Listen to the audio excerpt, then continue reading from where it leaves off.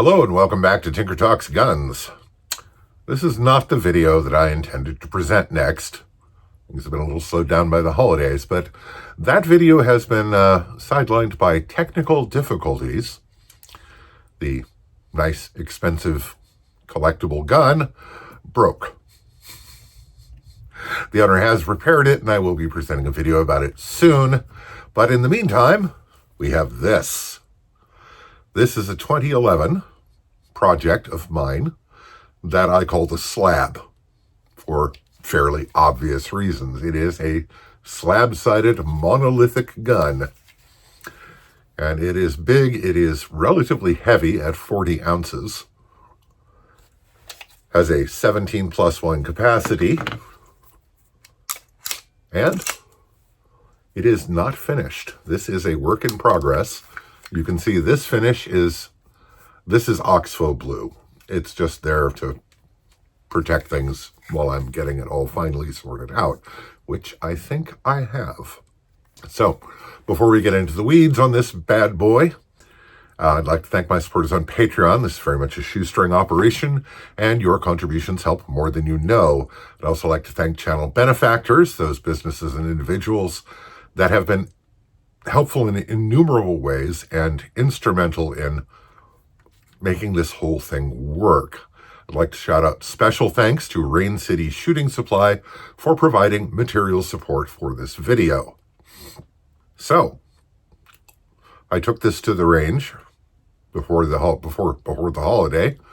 It didn't even have sights yet, but I just wanted to function check. Make sure the gun worked. Let's see how that went.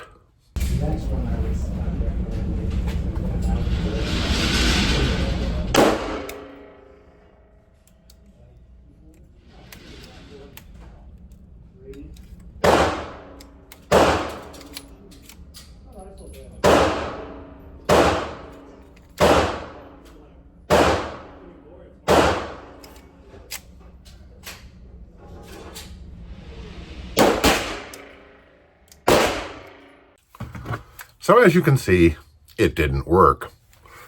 Everything was fine except that it did not quite have enough poop with the ammo I was using to cycle the slide.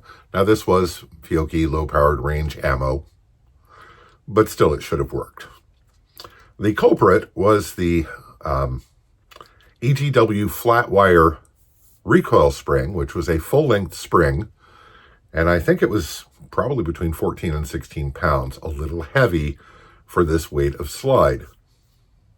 So I replaced it with a 14-pound commander length spring, which actually works just fine in this gun. Let's have a look at how that went.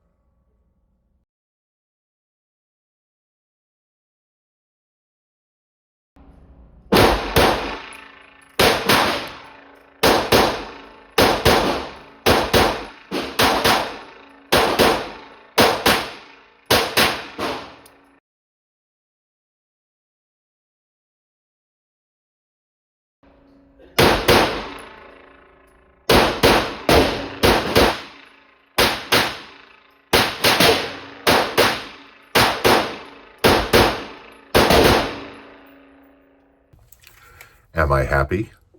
Yes. Yes, I am. For my first real outing shooting this gun, to be able to keep 10-yard double taps nicely in place and centered, I'm a very, very happy boy.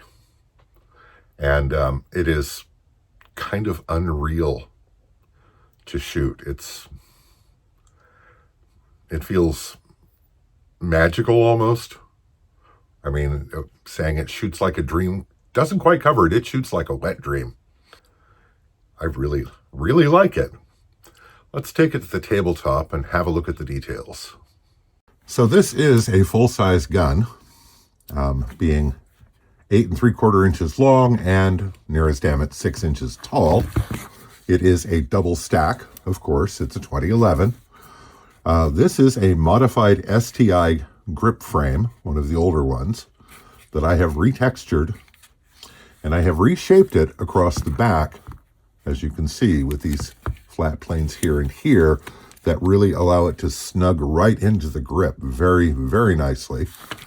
I'm fond of this shape and have used it on a couple other 2011s that I've retextured. As you can see, it is a slab side monolithic frame and slide, cut for the port in the way I like to do, and of course a full-length guide rod. Now this does not have slide serrations yet. This is a work in progress. The hammer is an EGW ultra lightweight hammer, and these have an interesting property. You can put the safety on with the hammer down. This is true of the several that I have used. It's true of this one, and as near as I can tell, it makes absolutely no difference. The grip safety on this one is not active. And we have not only the full texturing here, but also under the trigger guard to lock in the offhand. Now, the sights are placed the way they are for a reason. I do have a fiber optic front sight. I think it's a Sig Sauer front sight. I just cut the dovetail to match it. The rear sight is just a random one that was lying around that I put in, and I put it this far forward because this is going to get an optics cut, and I wanted the dovetail right in the middle of that so that it would vanish when the optics cut was put in, because I want to put the co-witness rear sight in front of the optic between it and the ejection port. I think that's a sensible location for it because it can help protect the optic from brass. That will of course necessitate a taller front sight. Probably I can live with that. So the trigger, let's remove the magazine. The trigger, according to the handy dandy Lyman trigger gauge, breaks at 4 pounds. As you can see, there is almost no take up and no real over travel. And the reset is very, very short. And this actually improved noticeably over the 200 rounds I put through it this afternoon. So I am not actually going to do any further trigger work until the gun has had a chance to settle in more, maybe a few hundred more rounds. As you can see, this was a blue grip frame. It is now painted black, along with my texturing, which is done with the Maltese cross tip on the wood burner. Now, this port, this is an interesting compromise because it's right out at the end, and it's almost as much a muzzle brake as it is a port, almost, but it is only vented to the top. And while it emits less gas than the more traditional porting that runs down the length of the barrel and comes out the top through a hole in the slide, it is right as far as you can get at the end of the gun, which tends to help magnify its effectiveness. And it, in practice, works very well. This combination of the recoil spring, the weight of the slide, and everything, I'm really, really happy with the way it's working because it feels very flat shooting. It feels very low recoil. A lot of the rounds I fired today were pretty spanky loads. They're probably making near 1,300 feet per second out of the full-length gun. Well, maybe not quite that much. They make 1,200 out of a 4 1/4 inch gun, so they're probably making about 1,250 out of this one. And having the port at the very end of the barrel also minimizes velocity loss from the porting. Not that it's much to begin with. I recently tested a Beretta with 4 ports down the length of the barrel, and it lost 30, 40 feet per second over the unported barrel. So this one will lose less than that. Similar gun that I ported actually lost 4 feet per second. So I'm really not worried about the change of velocity.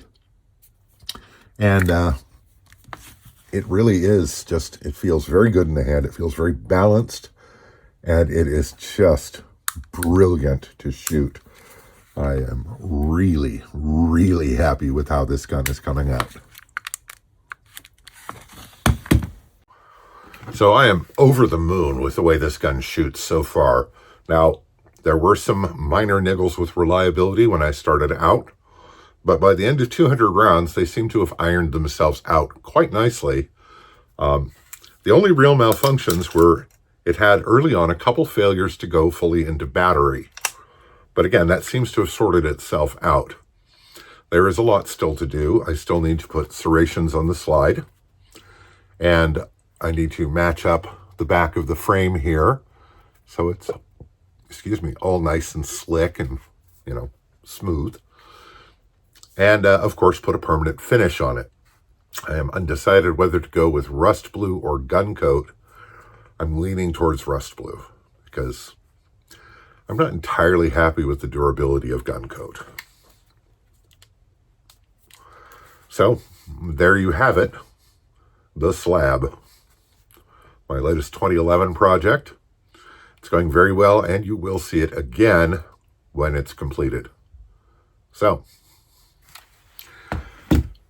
thanks again to my supporters on Patreon and channel benefactors.